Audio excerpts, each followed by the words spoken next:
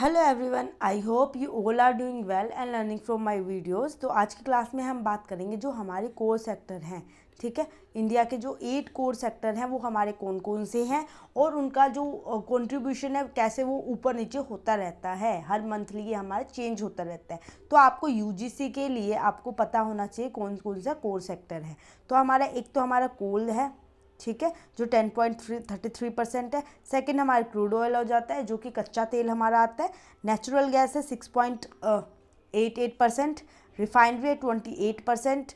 Steel हमारा 17% आ जाता है। सीमेंट, फर्टिलाइज़र और इलेक्ट्रिसिटी, ये हमारी 8 जो कोर सेक्टर है जो कि हमारी इकोनॉमी को इम्प्रूवमेंट इंक्रीज़ करने में हेल्प करती है। अब आपको इसमें ये भी पता होना चाहिए, अभी आपका जून वगैरह में पेपर होगा तो उसके लिए आप ये वाला डाटा याद कर सकते हो। जो रिफाइनरी है हमारा 28.4% है, तो ये हमारे सब पे टॉप पे फर्स्ट नंबर पे हमारा कंट्रीब्यूट कर रहा है इकोनॉमी में।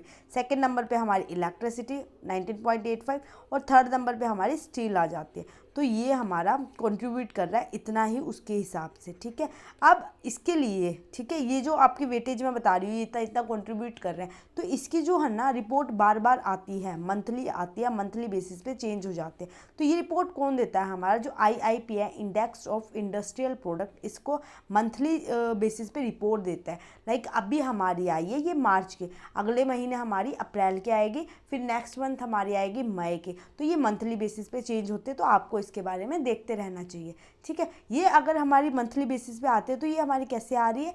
जो हमारे सेंट्रल स्टैटिस्टिकल ऑर्गेनाइजेशन है, ठीक है, वो कौन देता है, किसके अंदर? ये हमारे सेंट्रल स्टैटिस्टिकल ऑर्गेनाइजेशन आता है, ये हमारा मिनिस्ट्री ऑफ स्टैटिस्टिक के अंदर आता है। ठीक है, ये भी आपको पता होना चाहिए क्योंकि एक स्टैट का पार्ट है। मिनिस्ट्री ऑफ स्टैटिस्टिक्स एंड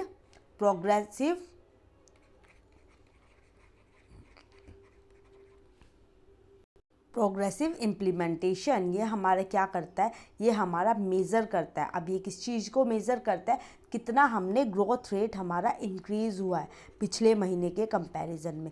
नहीं, पिछले महीने नहीं, ये हमारा कंपेयर किससे कर रहा है?